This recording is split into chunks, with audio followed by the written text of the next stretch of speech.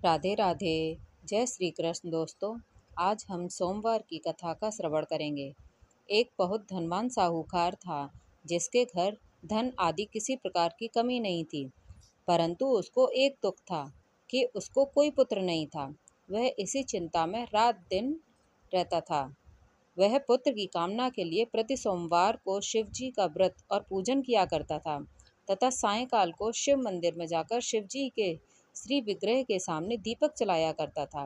उसके इस भक्ति भाव को देखकर एक समय श्री पार्वती जी ने शिव जी महाराज से कहा कि हे महाराज, यह साहूकार आपका अनन्य भक्त है और सदैव आपका व्रत और पूजन बड़ी श्रद्धा से करता है। इसकी इसकी मनोकामना पूर्ण करनी चाहिए।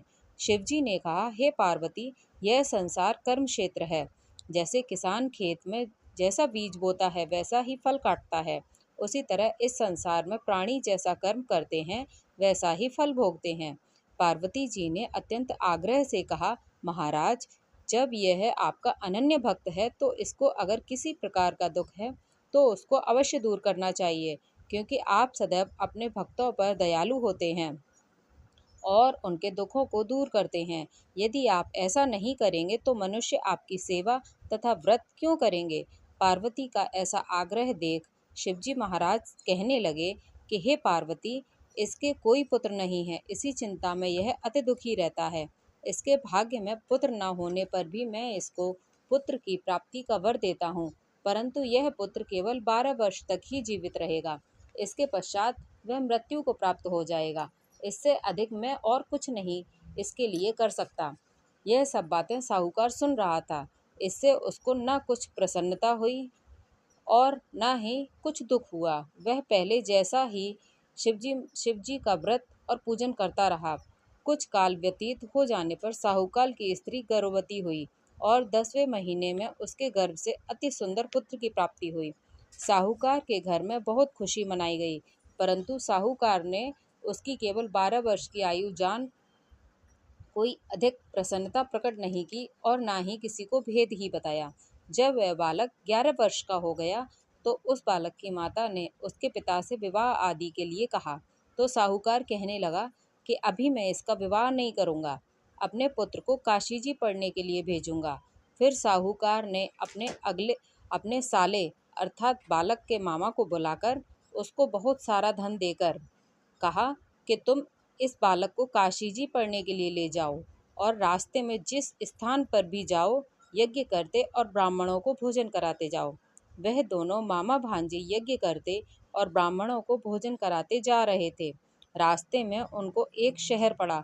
उस शहर में राजा की कन्या का विवाह था और दूसरे राजा का लड़का जो विवाह कराने के लिए बारात लेकर आया था वह एक आंख से काना था। उसके पिता को इस बात की बड़ी चिंता थी, कहीं वर को देख कन्या के माता पिता विवाह में किसी प्रकार की अड़चन पैदा न कर दें। इस कारण जब उसने अति सुंदर सेठ के लड़के को देखा तो उसके मन में विचार किया कि क्यों ना दरवाजे पर इस लड़के से वर का काम चलाया जाए। ऐसा विचार कर वर के पिता ने उस लड़के और मामा से बात की तो वे राजी हो गए। फिर उस लड़के को वर के कपड़े पहना तथा घोड़ी पर चढ़ाकर दरवाजे पर ले गए और सब कार्य प्रसन्नता से पूर्ण हो गया। फिर वर के पिता ने सोचा कि यदि विवाह कार्य भी इसी लड़के से करा लिया जाए तो क्या बुराई है। ऐसा विचार कर लड़के और उसके मामा से कहा, यदि आप फेरों का और कन्यादान के काम को भी करा दें तो आपकी बड़ी कृपा होगी। मैं इसके बदले में आपको बहुत कुछ धन दूंगा। तो उन्होंने स्वीकार कर लिया। विवाह कार्य भी बहुत अच्छी तरह संपन्न हो गया, परंतु जिस समय लड़का जाने लगा तो उसने राजकुमारी की चुंदड़ी के पल्ले पर लिख कर दिया कि तेरा विवाह मेरे साथ हुआ है, परंतु जिस राजकुमार के साथ तुमको भेजेंगे वह एक आंख से काना है। मैं काशी जी पढ़ने जा रहा हूँ। लड़के के जाने के पश्चात राजकुमारी ने जब अपनी चुंदड़ी पर ऐसा लिखा हुआ पाया तो उसने राजकुमार के साथ जाने से मना कर दिया और कहा कि यह मेरा पति नहीं है, मेरा विवाह इसके साथ नहीं हुआ, वह तो काशी जी पढ़ने गया है। राजकुमारी के माता पिता ने अपनी कन्या को विदा नहीं किया और बारात वापस चली गई। उधर सेठ का लड़का और उसका मामा काशी जी पहुंच गए। वहां जाकर उन्होंने यज्ञ करना और लड़के ने पढ़ना शुरू कर दिया। जब लड़के की आयु 12 साल की हो गई, उस दिन उन्होंने यज्ञ रचा रखा था और लड़के ने अपने मामा से कहा, मामा जी आज मेरी तबीयत कुछ ठीक नहीं है। मामा ने कहा, अंदर जाकर सो जाओ। लड़का अंदर जाकर सो गया और थोड़ी देर में उसके प्राण निकल गए। जब उसके मामा ने आकर देखा तो वह मुर्दा पड़ा है, तो उसको बड़ा दुख हुआ और उसने सोचा कि अगर मैं अभी रोना पीटना मचा दूं तो यज्ञ का कार्य अधूरा रह जाएगा। अतः उसने जल्दी से यज्ञ का कार्य समाप्त कर ब्राह्मणों को जाने के बाद रोना पीटना आरंभ कर दिया। संयोगवश उसी समय शिवजी और पार्वती जी उधर से जा रहे थे। जब उन्होंने जोर जोर से रोने की आवाज़ सुनी तो पार्वती जी कहने लगीं, महाराज कोई दुखिया रो रहा है, इसके कष्ट को दूर कीजिए। जब शिवजी और पार्वती जी ने पास जाकर देखा तो वहां एक लड़का मुर्दा पड़ा था। पार्वती जी कहने लगी, महाराज यह तो उसी सेठ का लड़का है जो आपके वरदान से हुआ था। शिवजी कहने लगे, हे पार्वती, इसकी आयु इतनी थी सो यह भोग चुका।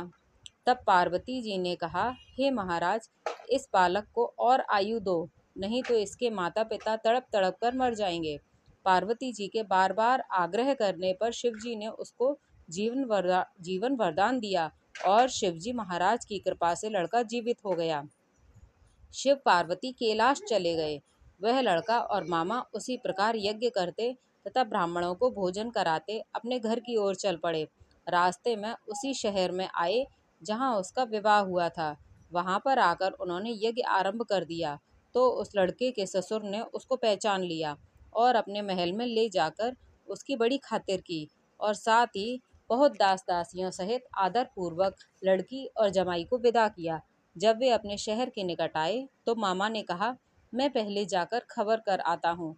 जब उस लड़के का मामा घर पहुंचा तो लड़के के माता पिता घर की छत पर बैठे थे और यह प्रण कर रखा था कि यदि हमारा पुत्र सकुशल लौट आया तो हम राजी खुशी नीचे आ जाएंगे, नहीं तो छत से गिरकर अपने प्राण दे देंगे। इतने में उस लड़के के मामा ने आकर यह समाचार दिया कि आपका पुत्र आ गया है, तो उनको विश्वास नहीं आया। उसके मामा ने शपथ पूर्वक कहा कि आपका पुत्र अपनी स्त्री के साथ बहुत सारा धन लेकर आया है। तो सेठ ने आनंद के साथ उसका स्वागत किया और बड़ी प्रसन्नता के साथ रहने लगे। इसी प्रकार से जो कोई भी सोमवार के व्रत को धारण करता है अथवा इस कथा को पढ़ता और सुनता है, उसकी समस्त मनोकामनाएं पूर्ण हे होती हैं। भोलेनाथ, जैसे आपने साहूकार की सुनी वैसे सबकी मनोकामना पूरी करना। हर हर महादेव। वीडियो अगर पसंद आई हो तो वीडियो को लाइक एंड शेयर ज़रूर करें और चैनल को सब्सक्राइब करें, बेल आइकन को दबाना ना भूलें। धन्यवाद।